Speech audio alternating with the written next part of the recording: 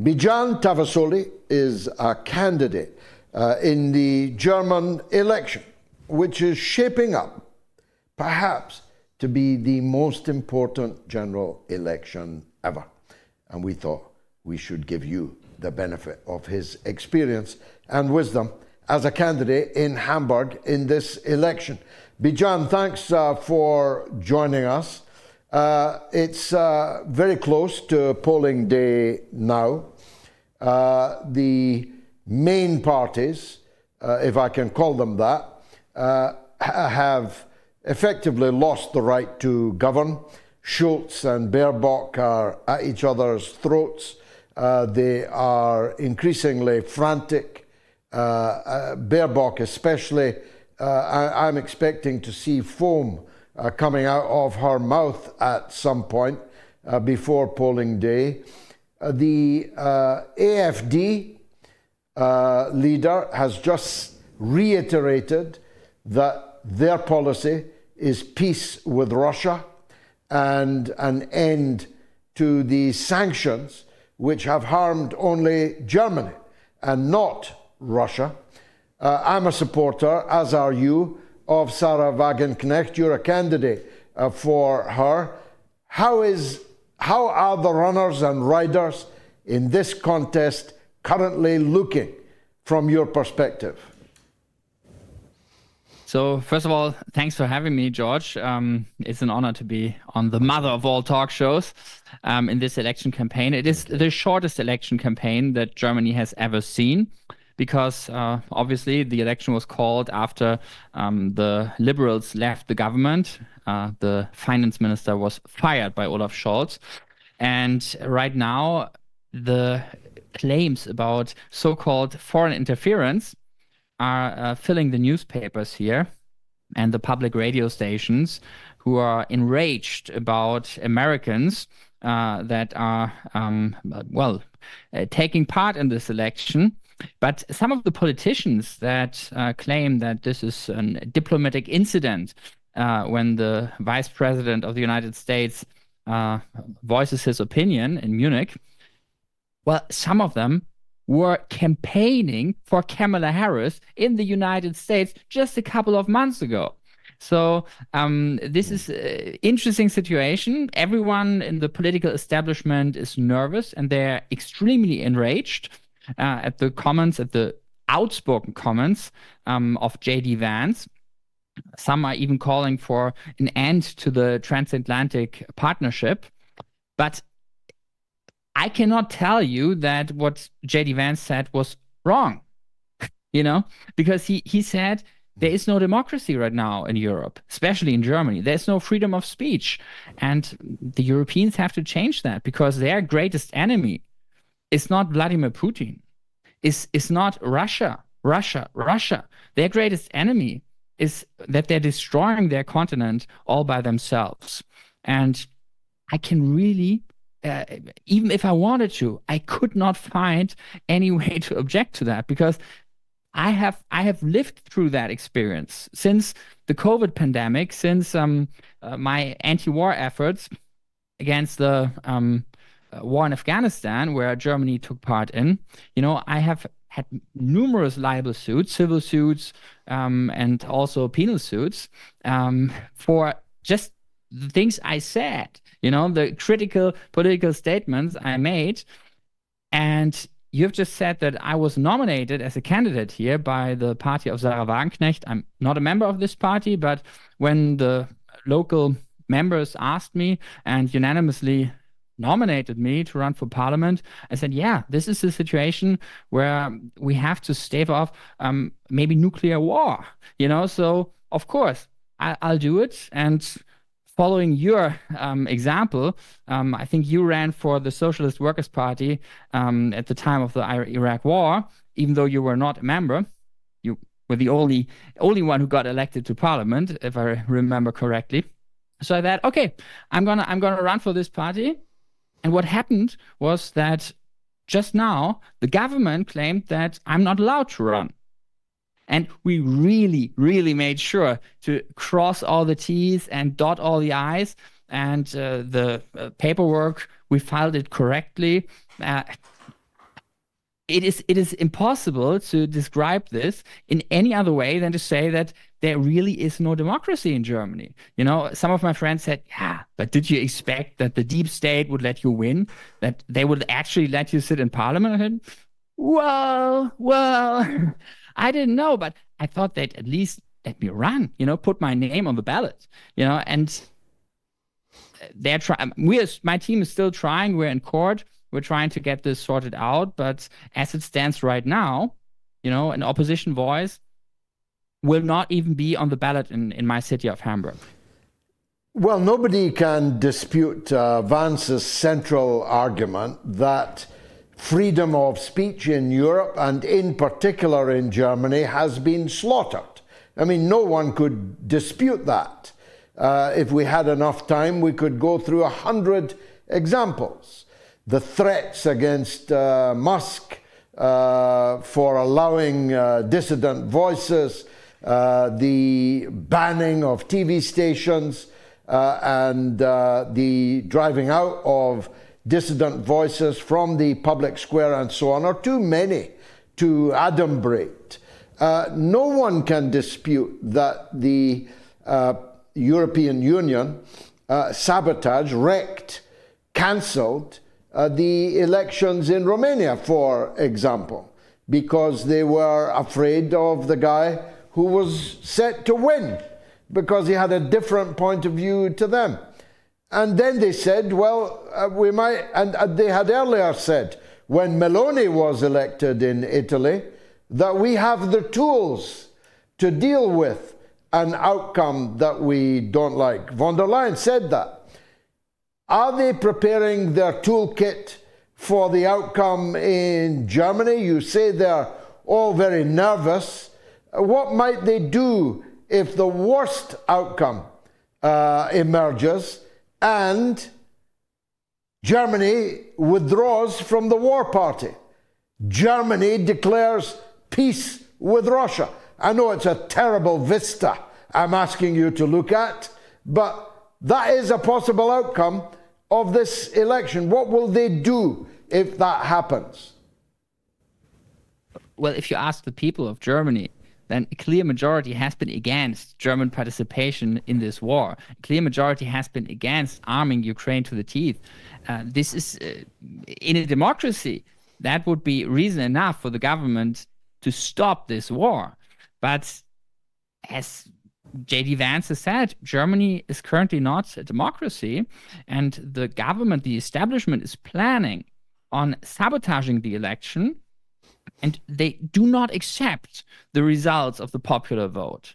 What they are saying is, for example, the AfD, which, as you correctly pointed out, is very much against the Ukraine war. If this party gains a number of seats in parliament, then they will be excluded from any deliberations, and their vote will basically not count, because they will just make the other votes count. Like, even if they get like 30 or 40% of the votes, the other establishment parties have agreed that they should not count those votes. They will be voting in advance amongst themselves, like a cartel, basically. It's so obvious, and most people are annoyed.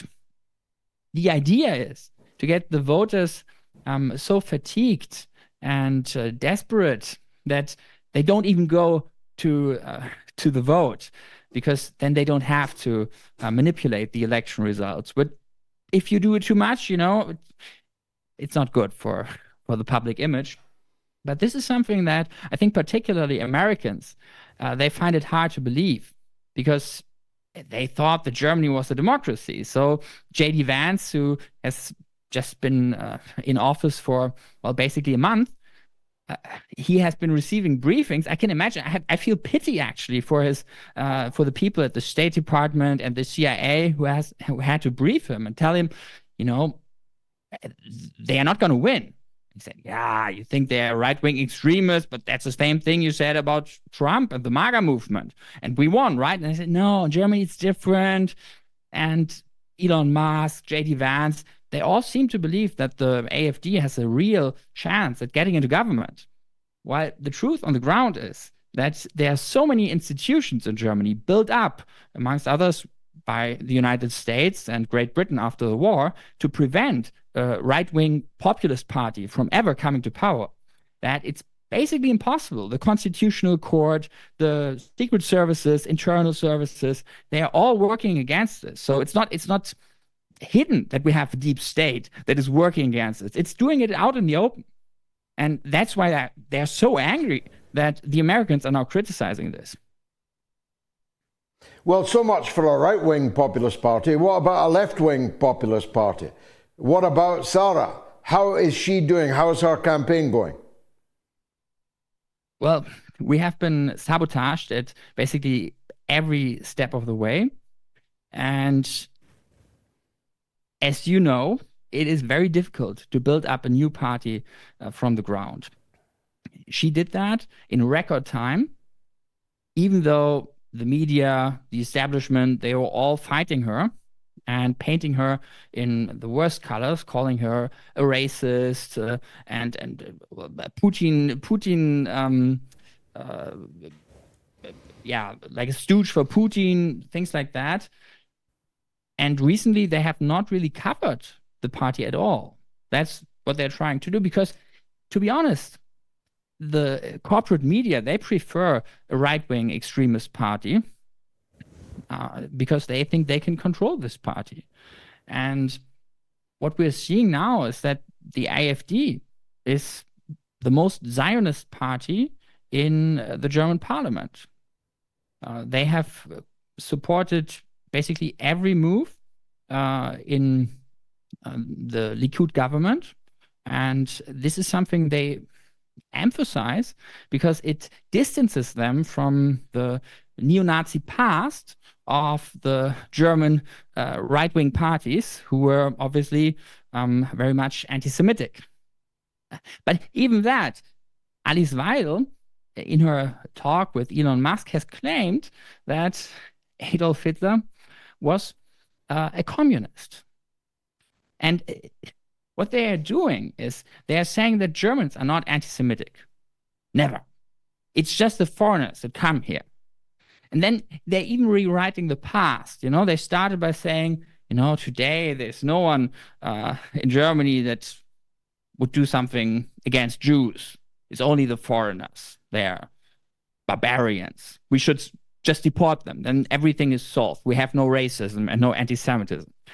Then they started saying that, you know, actually, we never had a history in Germany that was problematic.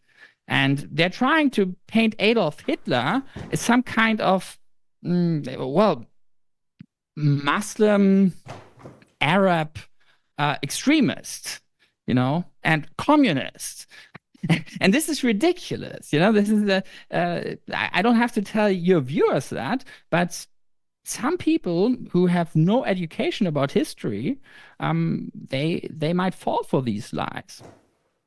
They need to be particularly stupid to fall for that one. Lastly, Bijan, can I safely predict that I'll never have to look on Anna Baerbock as your foreign minister again? Surely the Greens and Olaf Scholz are going to be smashed.